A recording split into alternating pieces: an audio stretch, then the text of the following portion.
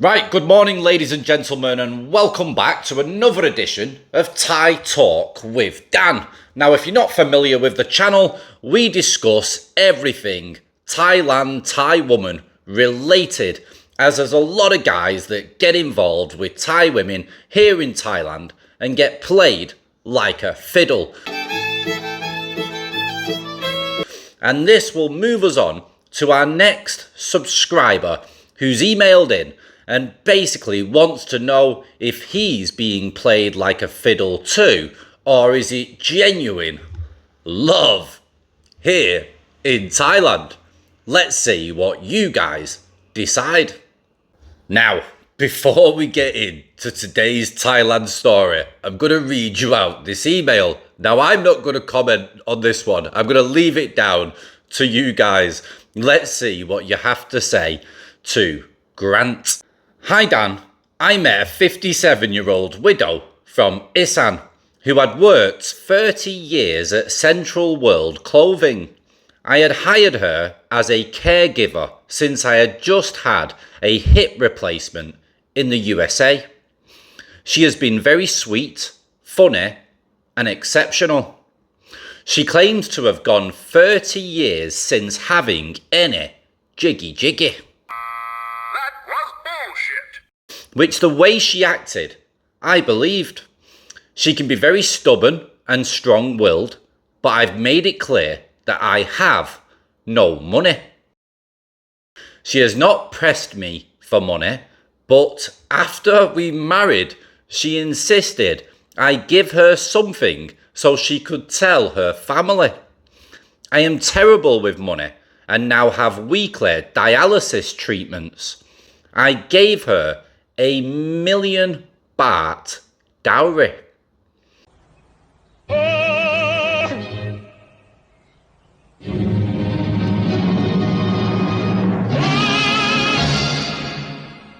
And have little left for myself. She is wanting to buy a house.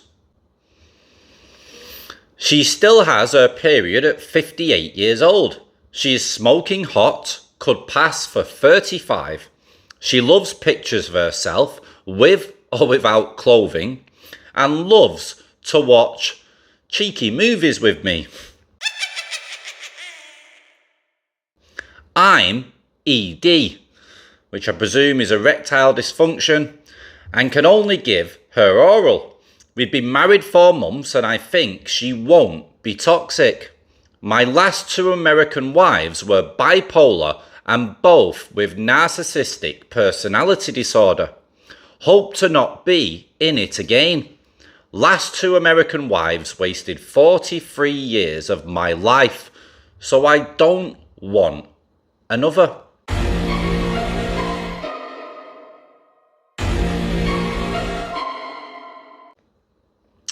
Right guys, let us know what you decide to say about this to Grant, who's a subscriber to the channel. Right, let's jump in to today's Thailand story and let's see what you guys think is the best advice for this next subscriber.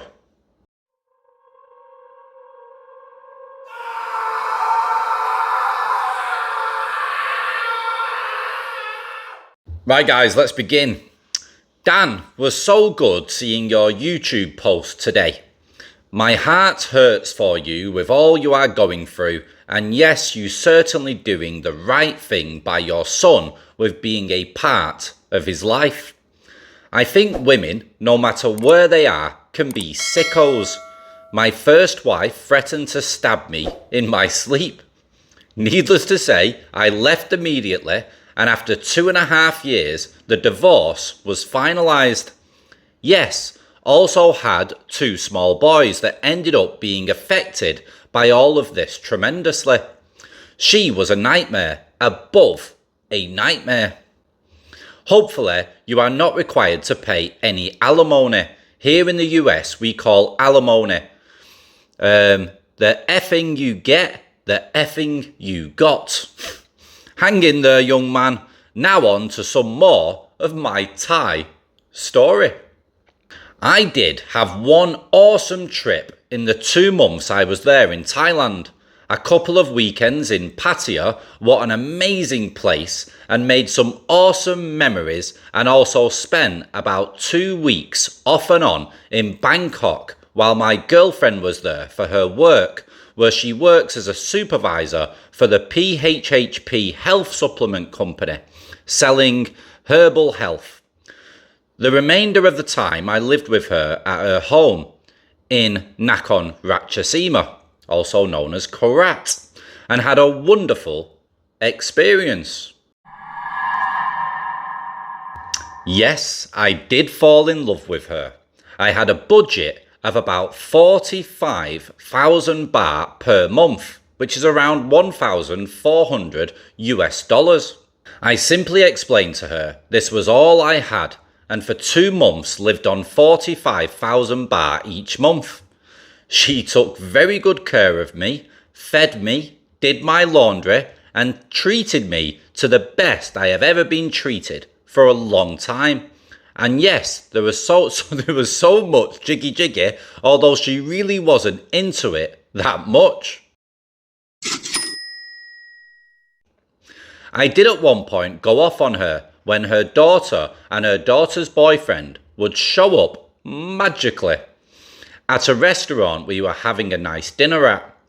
I told her that really annoyed me, and she proceeded to tell me it was Thai tradition. At times to include family, at times. I did intentionally act like a jerk a few times, just to see how she would react. To my surprise, she was very calm and not any aggressive behaviour. And no, I was not poisoned or stabbed in my sleep. Ha! Now, about 2 weeks before I was to return back home, we had a huge fight. She had to go to Bangkok for work a few days. She said she did not have enough money, and I told her I only had money for gas, food, and a few days at the hotel, 600 baht a night. Amazing, but asked her how she planned on coming up with the money that she needed. She proceeded to tell me it was Thai tradition that if a man had needs like sexual needs and a woman had needs like financial needs, you sleep with her. Exact words. Needless to say, I totally lost it and proceeded to tell her I did not want a prosy in my life, and I wanted to end the relationship and to give me everything back I had given her, and to take me to the bus station to get a bus back to Bangkok so I could be closer to the airport. So she told me she was not a prosy and did not do such things, and if she was, she would have all the money she needed, which did make some sense. She proceeded calmly to get my laundry wet and dry, and calmly in silence drive me to the bus station, where we sat for 2 hours and talked. She explained that it is not what she meant, but those words even today still haunt me. Why in the hell to say something like that if it was not true? She is in her mid-50s, and I do not believe she does this, but those words still ring in my head. I have no proof or any other observations she does this for money. Her daughter is in college, and while I was staying with her for 2 months, she went to work and came home and frequently sent me pictures of herself while at work or even driving back home. The big question I have is, am I the biggest fool in Thailand, and is she an expert at the con game? She really has not asked me for money, but of course I did help her with money for food and her utilities while I lived with her, and she never once asked me to help out with any of this. So, Dan, and your viewers, just lay it on the line and tell me if I am being taken for an idiot in all ways. Take care of yourself, Dan, and keep on keeping on, especially with your YouTube posts. so helpful in many ways. Right guys, it's going to be interesting to hear what you guys have to say about this story. Do you think it's worth him cracking on with this woman or getting the hell out of Dodge? Let's summarise it. He stayed with her for 2 months. He's paying 45,000. Well, he's living off 45,000 baht per month between them. Yeah, which is a good life for a Thai woman who's in her mid-50s that's living in Isan and probably not making much money. 45,000 is pretty good, yeah, in my eyes. And God knows what else this guy's got. That's what she'll be thinking. If we can live like this, this is pretty good. So she needs some money.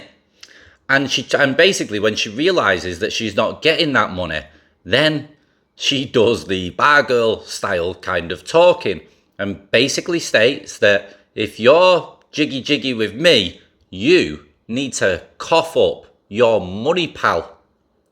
But when this guy decided that he didn't like the sound of that and wanted to leave her, she had to change her story somewhat. And again, on 2 separate occasions, she threw in that this kind of stuff is Thai tradition. If you want to be with me, you need to pay. If we go to a restaurant and my family comes, you need to pay for them to eat. And this is the way that our lives will be if you remain with me.